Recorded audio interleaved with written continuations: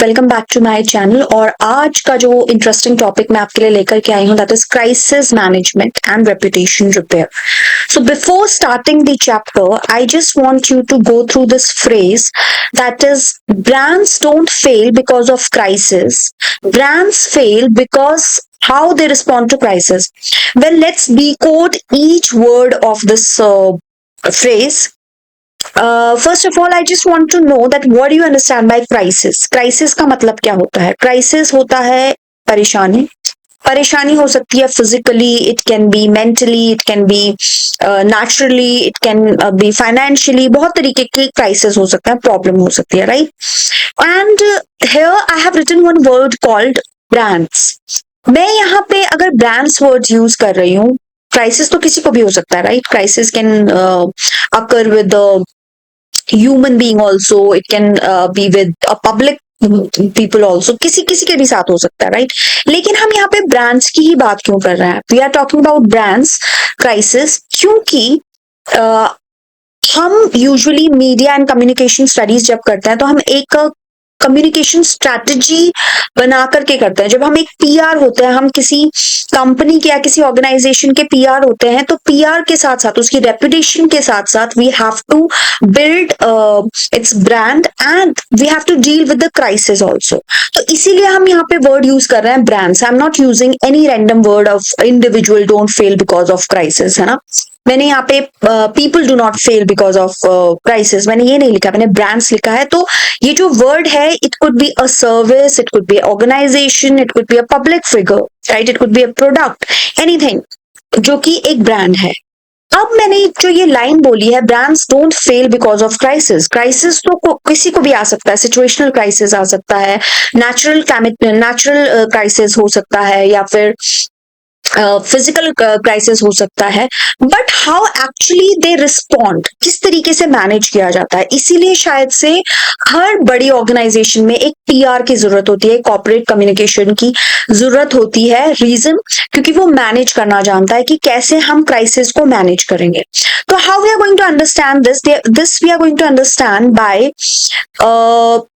Understanding one theory जिसको William Benoit करके ये 1995 में इन्होंने एक बुक लिखी थी जिसका नाम था अकाउंट्स, एक्सक्यूजेस एंड अपॉलॉजीज। इन्होंने ये 1995 में बुक लिखी थी और basically it was related to restoration of image, है ना? जो इमेज की जो रिपेयरमेंट होती है वो कैसे होती है। सो उस and specially in terms of crisis के टाइम पे कैसे होती है। तो we are going to understand, इनका पूरा थ्योरी हम समझेंगे और इस थ्योरी के अकॉर्डिंग इन्होंने स्ट्रैटेजीज बताई है जो अलग अलग ऑर्गेनाइजेशन मेनली रिस्पॉन्ड करते हैं जब भी क्राइसिस होता है, और कौन सी स्ट्रैटेजी बेस्ट है और कौन सी we can say doesn't work या कभी कभी वर्क करती है। We are going to discuss all those things by using some case studies. हम प्रेजेंट सिचुएशंस की कुछ केस स्टडीज को यूज करेंगे इनकी स्ट्रैटेजीज के थ्रू। तो इन्होंने एक repair 5 major image repair strategy बनाई जिसमें उन्होंने कहा कि जो सबसे पहली स्ट्रैटेजी होती है दैट इज डिनायल। डिनायल मतलब आप पूरी तरीके से मना कर रहे हो कि कुछ हुआ ही नहीं है, और अगर कुछ हुआ है तो you are not taking the blame, you are just completely saying कि we have done nothing wrong, है ना? और ये यूजुअली कब होता है? इनिशियल स्टेज में होता है, क्योंकि एकदम से जैसी क्राइसिस आ जाती है, कई बार क्या होता है, ऑर्गेनाइजेशन एकदम से हड़बड़ाहट में होती है तो they just go into denial stage. For example, एक बहुत अच्छी केस स्टडी है, आई एम श्योर आप इस गाड़ी का लोगो देख करके समझ गए होंगे कि it's a Volkswagen car and it is quite premium range of car and still आप में से बहुत सारे लोग ड्रीम करते होंगे इस कार को लेने के लिए। बट इसमें भी एक क्राइसिस आई थी। क्राइसिस क्या थी? बेसिकली इसमें एक डिफॉल्ट डिवाइस लगाया गया था। वो डिफॉल्ट डिवाइस क्या था? वो जो एमिशन होता था नाइट्रोजन ऑक्साइड का, उसको दिखाता नहीं था, ठीक है? तो क्या हुआ, यूएस में जो ईपीए था, यूजुअली जो एनवायरमेंट प्रोटेक्शन एसोसिएशन थी, उन्होंने इस तरीके को कंप्लेन किया, कंप्लेन फाइल करी कि इतनी सारी जो गाड़ियां हैं, ऑलमोस्ट 4 लाख से ऊपर, जिसमें ये डिफॉल्ट डिवाइस लगाया गया था, they are clearing the emission test, however they are producing lots of nitrogen oxide. लेकिन इन्होंने सबसे पहले Volkswagen ने वो गलती लेने से बिल्कुल मना कर दिया, that nothing is, initial stage थी। और लेटर ऑन जब इनिशियल स्टेज को अभी आपको संभालना होता है तो वो इस तरीके से कर देते हैं, but this is usually a flop kind of, we can say it's a bomb kind of technique, कि आप बिल्कुल डिनाई कर देते हैं। लेटर ऑन इन्होंने ऑफकोर्स विलियम बेनॉइट ने जो स्ट्रैटेजी दी है उसी में से they actually took the strategy, वो लेटर ऑन स्टेज में लिया था, लेकिन जो फर्स्ट स्टेज थी that was denial stage. And मना करने के कारण क्या हुआ, this crisis become more crisis for them, है ना, because they were not accepting their mistake. Second strategy जो बताई थी आपके विलियम बेनॉइट ने, that is evasion of responsibility. Evasion का मतलब होता है कि आप किसी और पे ब्लेम डाल रहे हो, किसी और व्यक्ति पर या किसी और टेक्निकल ग्लिच पर या फाइनेंशियल किसी और चीज के ऊपर रिस्पॉन्सिबिलिटी डालने के बाद, लेकिन आप उस पर काम कर रहे हो। For example, this is a mobile phone of Samsung, जो 2016 में यूजुअली इसकी जो बैटरीज थी वो एक्सप्लोड हो रही थी।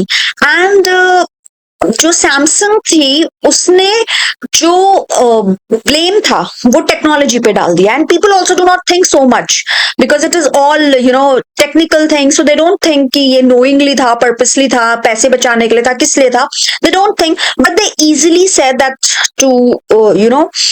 to shift the blame, they said that this was a technological crisis, but we are going to work on this. अब जो ये सेकंड चीज थी ना एक्शन लेने की कि हम इस पे वर्क करेंगे, आपके जिन जिनके एक्सप्लोड हुए हैं they can go to any shop and they can exchange the phone, they will get their money back, है ना, ये जो चीज थी क्राइसिस में ये वर्क कर गई। लोगों को उस चीज से मतलब नहीं था कि वो कैसे ब्लास्ट हो रही है, किस कारण की वजह से ब्लास्ट हुई है, दे वर मोर इंटरेस्टेड कि उनका जो पैसा लगा है that should be like secured. So ये जो evasion of responsibility usually crisis के टाइम पे है, ये वर्क करती है, partially we can say it works but not always.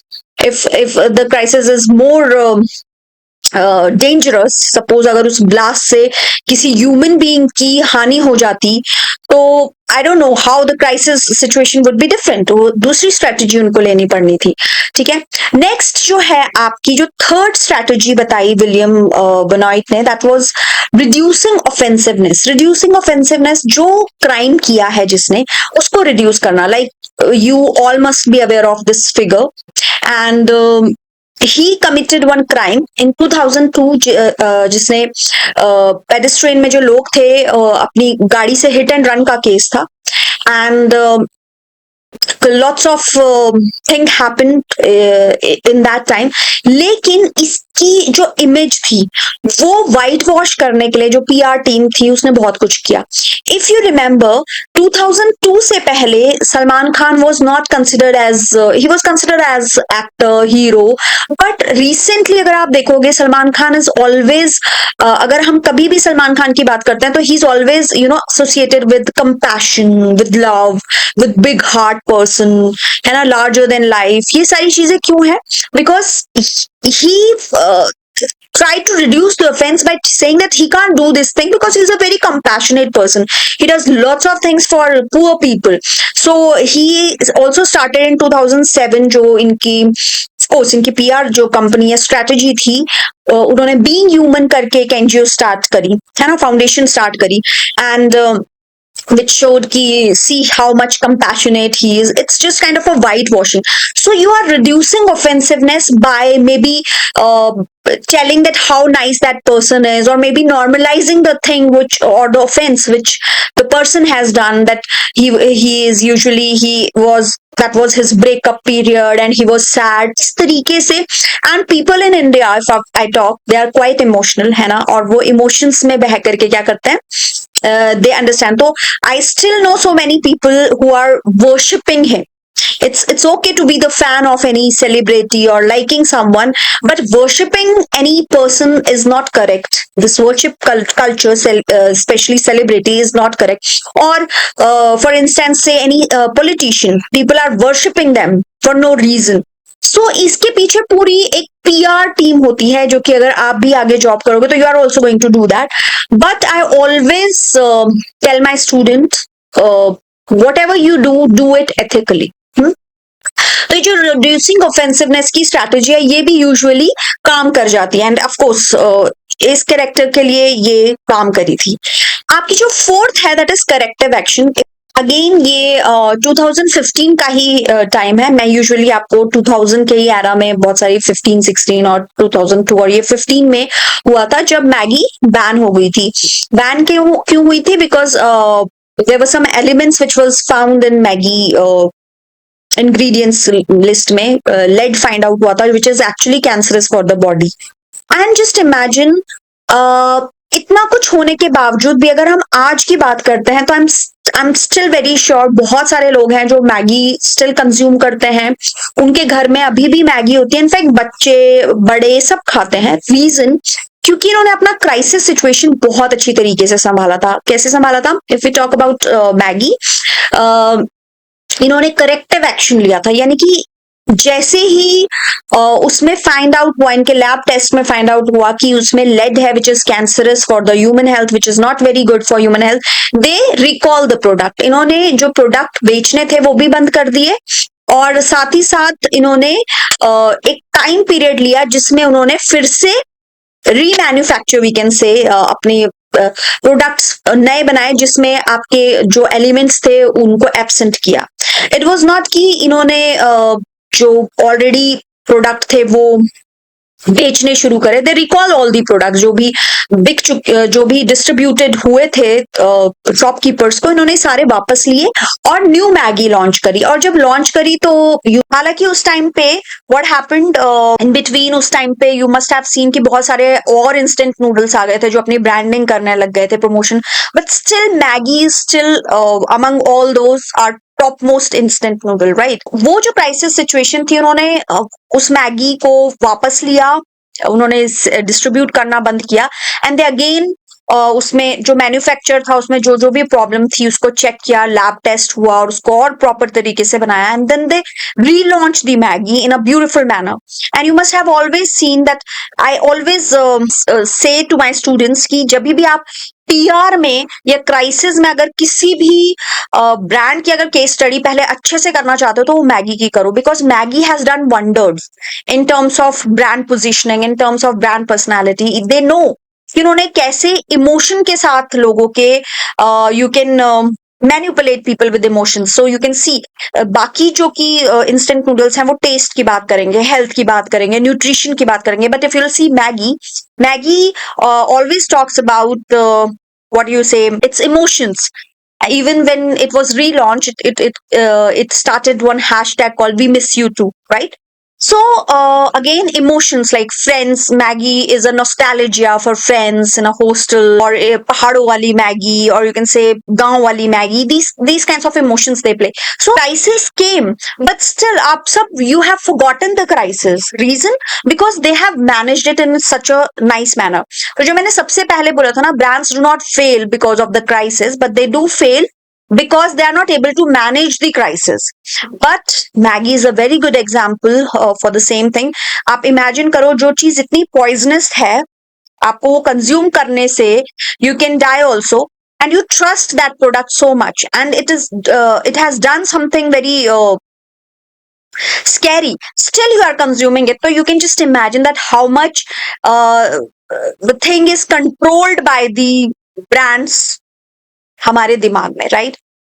Last जो कि है that is mortification. Mortification is mainly कि you apologize, you immediately take the charge. आप ज्यादा वो नहीं करते हो, आप समझ जाते हो कि हाँ ये बहुत एक्सट्रीम सिचुएशन होती है, and I think this is the excellent kind of strategy in crisis. अगर हम करें mortification में you are taking the charge immediately. So this Johnson and Johnson case was something around 1982.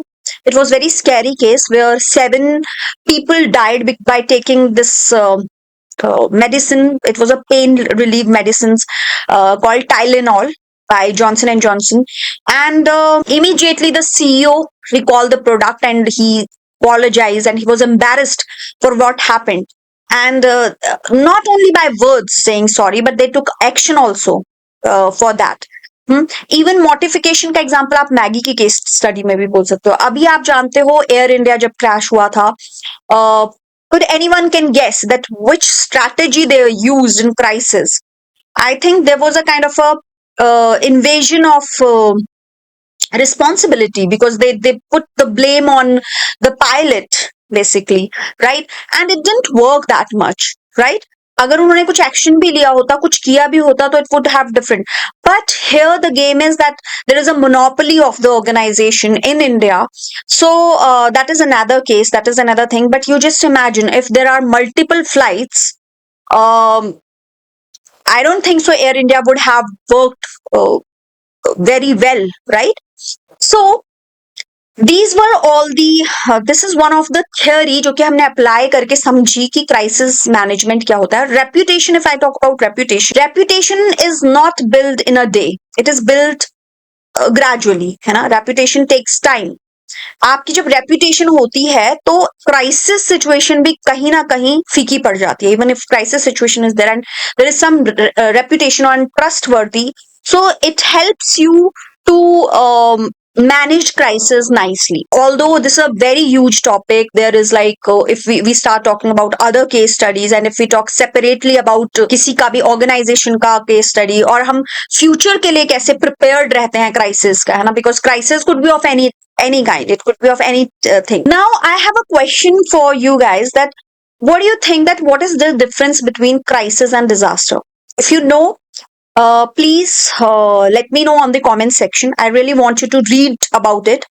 And secondly, I would like to suggest you certain books through which I have collected the information about crisis management. One is a very interesting book. It is by Crisis Issue and A Reputation Repair by Andrew Griffith. You can read that book. Then there is another interesting book, Trust Me, I'm Lying. It is by, I think it is by Ryan Holiday. You can read. And if you want to read Indian authors, if you like want to know the Indian scenario, you should go through the research papers also. There are lots of research papers related to this crisis management and reputation building. Lots of case studies are there on the internet.